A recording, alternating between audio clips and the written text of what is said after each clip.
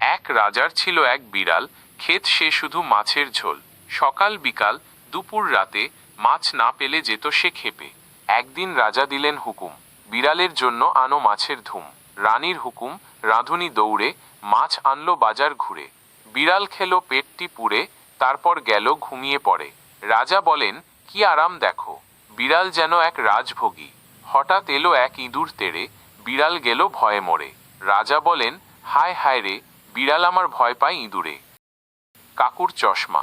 কাকুর চশমা হারিয়ে গেল, সারা বাড়ি তিনি খুঁজে বেড়ালেন। আলমারি, টেবিল, বিছানার নিচে কোথাও নেই, তিনি গেলেন খিঁচে।